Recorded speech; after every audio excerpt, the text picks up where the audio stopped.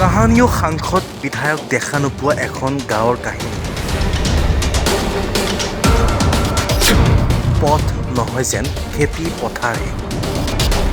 বকত যাতায়াতৰ নামত জমৰ যাতনা ভুগিছে ৰাইজে। পথ নহয় যেন খেতি পথাৰহে। ছাত্ৰ ছাত্ৰীয়ে দুযোৰ কাপোৰ পিন্ধিব লাগে বিদ্যালয়লৈ আহিবলৈ। ৰোগী কিংবা গৰ্ভৱতী মহিলা আনিব লাগিলে চাঙি কৰি আনিব লাগে। কাহানিও সাংসদ বিধায়কক দেখা নোপোৱা এখন গাঁৱৰ কাহিনী। প্ৰথমে এই দৃশ্যকেইটালৈ মন কৰক। এনেদৰে বিপদ সংকুলভাৱে যাতায়াত কৰে প্ৰায় 10খনকৈ গাঁৱৰ লোকে। এই দৃশ্য হৈছে বক সমষ্টিৰ চন্দ্ৰা নামৰ গাঁওখনৰ। তাৰাবাৰী চন্দ্ৰা হৈ বাংকিকোট লৈ যোৱা এই পথটোৰ এনে দুৰৱস্থাই যাতায়াতৰ নামত জ্বলা কলা খুৱাইছে সাধাৰণ ৰাইজক। পথটোৰে আহোঁতে বোকাত লুতুৰি পুতুৰি হৈ বিদ্যালয় পোৱাৰ আগত আন এযোৰ কাপোৰ পিন্ধিব লগা হৈছে ছাত্ৰ ছাত্ৰীয়ে। এই গাঁৱৰ লগতে দাঁতি কাষৰীয়া গাঁওসমূহে ৰোগীয়ে হওক বা গৰ্ভৱতী মহিলাই হওক মূল পথলৈ আনিবলৈ হ'লে ৰোগীক চাঙি কৰি আনিব লাগে বুলিও গাঁওবাসীয়ে জনাইছে। এই চন্দ্ৰা সংযোগী পথটো চন্দ্ৰা হৈ বাংকিকোট মৈৰাচৰা খিলাবাৰী এনেকৈ যোৱা ৰাস্তাটো যেনেকুৱা অৱস্থা হৈছে বোকাৰ কাৰণে খোজকাঢ়িব নোৱাৰে। তাৰপিছত স্কুলত ল'ৰা ছোৱালী আনিবৰ কাৰণে খুবেই অসুবিধা। মায়াকে এযোৰ যদি কাপোৰ পিন্ধাই পঠায় আৰু পাকা ৰাস্তাত উঠাই পেলাই আৰু এযোৰ পিন্ধাব লগা হয়, ইমান অসুবিধা।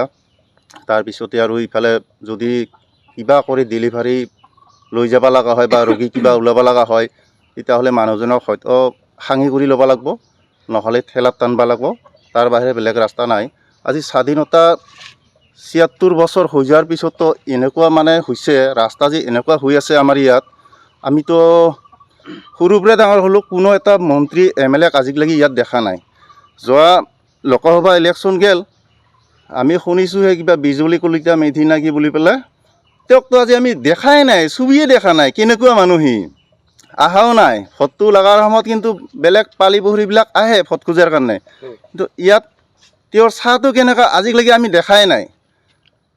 মানে ভোটটো দিয়ে থাকিব লাগে, কিন্তু ৰাস্তাঘাটৰ যি অৱস্থা হৈছে, তেওঁলোকে যদি বিভাগীয় কৰ্তৃপক্ষই একবাৰ আহি পেলাই চকু ফুৰাই যায়, তেতিয়াহ'লে কিজানি গম পাব চন্দ্ৰাত ৰাস্তাঘাট কিমান শোচনীয় অৱস্থা, কিমান বেয়া হৈ আছে। তেওঁলোকে চোৱাটো আমাৰ ৰাইজৰ ফালৰ পৰা আমি অনুৰোধ জনালোঁ। চৰকাৰক চৰকাৰকতো আৰু কৈয়ে আছোঁ, বিভাগীয় যিখিনি মানুহ আমি মাজে মাজে এনেকৈ বকত PWDৰ মানুহ লগ কৰোঁ, যাই পেলাই তেওঁলোকক কওঁ যে মানে আমাৰ ৰাস্তাঘাট ইমানেই বেয়া হৈ আছে, চৰকাৰৰ মানে মানুহকেইটাক ক'লেও কোনো গাইড নিদিয়ে, একো নকয় আৰু কোনো উত্তৰ নাপাওঁ তেওঁলোকৰ ফালৰ পৰা। মাজতে আমি গ'লোঁ, যাই নাজানা মানুহ এনেকৈ বহু দূৰলৈকে গ'লোঁ, দৰখাস্ত এনেকৈ মানে যাই পেলাই দি আহিলোঁ বকত ব্লক অফিচত। দৰখাস্ত ৰাখিল, খা খবৰ নাই। চৰকাৰৰ আৰু কি কৰিব, তেওঁলোকৰ ভেকা ভানাই শেষ নহয়। ইপিনে ৰাইজৰ স্পষ্ট অভিযোগ যে দেশ স্বাধীন হোৱাৰে পৰা বৰ্তমানলৈকে কোনো সাংসদ বা বিধায়ক এই গাঁওখনত খোজ দি পোৱা নাই।